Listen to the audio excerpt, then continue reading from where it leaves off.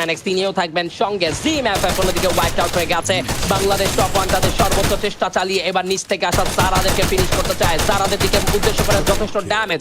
ফার্মাস থেকে ওবাইদুল কিছু থ্রোয়েবল ম্যাটেরিয়াল ছোড়া খুব বেশি প্রয়োজন। একের পর এক এ যেন ঝরছে এক বন্যা।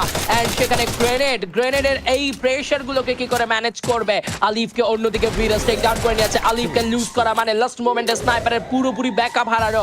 এন্ড জারা গেমিং এবার একের পর এক থ্রোয়েবলের শিকার, একের পর এক গ্রেনেড, একের পর ওয়াল মেল্টার সব মিলে যেন তাদের উপরে উদ্দেশ্যমূলক যেন ফাইট চলছে। তবে নিচে থাকা টেনিসনদের দল টিম এসআরবিডি, উপরে রয়েছে বাংলাদেশ টপ 1 এর তিনজন, শুভ 69 এর অপোনেন্ট রয়েছে টেনিসন। এসআরবিডির অপোনেন্ট যিনি থাকার কথা আসলে রোল ওয়াইজ তিনি তো এই মুহূর্তে টপ 1 থেকে থাকছেন না।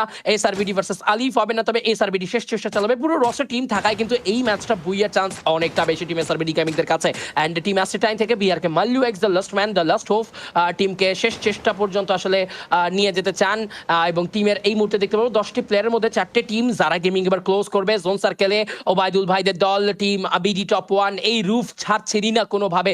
যাবেন তো যাবেন কোথায়? নিচে নামলেই তো এসআরবিডির মুখে পড়তে হবে। সো আমার মনে হয় না ওখান থেকে নামাটা কোনো একটা ওয়াইজ ডিসিশন হবে। জোন সার্কেল যেহেতু রয়েছেই তাদের কাছে।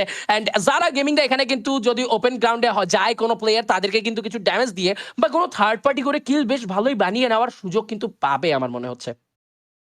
স্কোয়াডগুলো নিজেদের মধ্যে এভাবে ফাইট করতে থাকে এবং যারা গেমিংরা সুযোগ তাদের উপরে কেউ একদম অ্যাটাক না করে তাহলে কিন্তু তাদের কাছে সুযোগ থাকবে বুইয়াটিকে একদম স্টিল করে নেওয়া। যদিও সব থেকে বেশি রোস্টার প্লেয়ার নিয়ে এসআরবিডিরা রয়েছে, বুইয়া পার্সেন্টেজে তারাই অবশ্যই এগিয়ে থাকবে।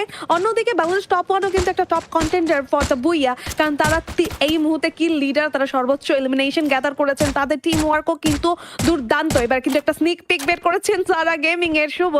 বেশ কিছু ড্যামেজ তো প্রোভাইড করার চেষ্টা ছিল, বাট আসলে গ্লিচ শটগুলো ওইভাবে কানেক্ট করতে পারেননি।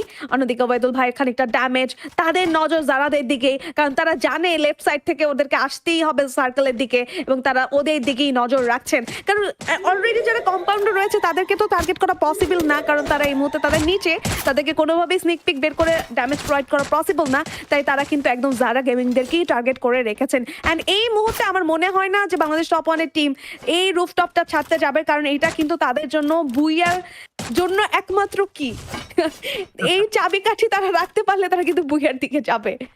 এক্স্যাক্টলি। এন্ড সেখানে এসআরবিডি গেমিং তারাও সেম কিল ফিডের পয়েন্ট স্কোর কিল পয়েন্ট নিয়ে রয়েছে। চারটা টিম কেউ কাউকে এখন পর্যন্ত কিন্তু ধরতে পারেনি, বাট এবার কিন্তু জারাকে নক করেছে Bangladesh top 1। Asif 69x the last man surviving from the side of team Zara gaming. জারাকে এই যাত্রায় বাঁচানো সম্ভব নয়, কিলটা ফিনিশ করেছে টপ 1, 13 কিল পেয়ে যাবে। সামনে থেকে আসা আসিফকে উদ্দেশ্য করে বেশ কিছু থ্রোয়েবল, বেশ কিছু ড্যামেজ। এবার কিন্তু নক করার চেষ্টা হতে পারে, তবে আসিফের হাতে রয়েছে গ্রেনেড। আসিফের একটা গ্রেনেড কিন্তু বিপদে ফেলতে পারে টপ 1 দেরকেও। এন্ড সেখানে কিন্তু দেখতে পাবো নিচে টাইমদের সঙ্গে ফাইট করছে মাল্লু নিয়েছে নক, একের পর এক নক নেওয়ার চেষ্টা করবেন। একটা নককে করেছেন ফিনিশ। এবার কিন্তু এসআরবিডি ম্যান পাওয়ার লুজ করেছে এবং Bangladesh top 1 versus SRBD man power level to level. চারটা টিম স্টিল বেঁচে রয়েছে, চেষ্টার কমতি কেউ রাখতে নারাজ। আসিফকে উদ্দেশ্য করে কিছু গ্রেনেড গেলে ভালো হতো, তবে সেটা যাচ্ছে না। জোন সার্কেল ওয়াইজ এই ম্যাচের বুইয়া পসিবিলিটি সবচাইতে বেশি এই মুহূর্তে বাংলাদেশ টপ 1 দের কাছে। রুফ থেকে নিচে নামতে খুব একটা সময় তাদের লাগবে না। জোন সার্কেলের বাইরে আসিফ অবস্থান গ্রহণ করছেন, তবে নামতেই ওবায়দুলের একটা শর্ট কারেক্ট হবে, নক হবে, ফিনিশ হবে team Zara gaming. Right now 3v3 battle in between Zara top 1 versus SRBD. Zara finish হয়েছে, টাইম ফিনিশ হয়ে গেছে ক্লোজ ইন দ্য ফাইটে। একদিকে টপ 1 পুরো কম্পাউন্ডমেন্টের ভেতরে আটকা পড়ে গেছে টিম এসআরবিডি। টেনিসনকে শুভর সাইড থেকে নক করার চেষ্টা, বাংলাদেশ টপ 1 উপরে থেকেই ড্যামেজ দিচ্ছেন। Look at the position of BD top 1, but no chance. SRBD sniping and it's a booyah from the side of team SRBD Gaming. Bangladesh top 1 শেষ পর্যন্ত জোন সার্কেলের কভার থাকলেও শেষ বুইয়াটা আর নিতে পারলেন না। What an brilliant display of teamwork and coordination. Very big shout out goes to SRBD Gaming. This squad is one to watch. Correct सेरा, performance पूरे के पूरे एकदम खतरनाक करक परफॉर्मेंस दिखा करक चाय की तरह। একদম। And দুর্দান্ত করেছে এসআরবিডি এই ম্যাচে। তাদের পয়েন্টস করে দিকে দেখা যাচ্ছে 28 টোটাল পয়েন্ট, যেখানে 16 কিল নিয়ে তারা 28 টোটাল পয়েন্ট অ্যাড করেছে একটি সিঙ্গেল ম্যাচে। হ্যাশট্যাগ 2 তে টিম রাত ভাই YT with 23 total point. Hashtag 3 তে থাকবে টিম অ্যাস্ট্রাটাইন উইথ 19। হ্যাশট্যাগ 4 এ থাকছে Zara gaming with 16 point. Hashtag 5 এ হার্টেড গেমিং উইথ 12। হ্যাশট্যাগ 6 এ থাকছে team Jim FF with 11 point.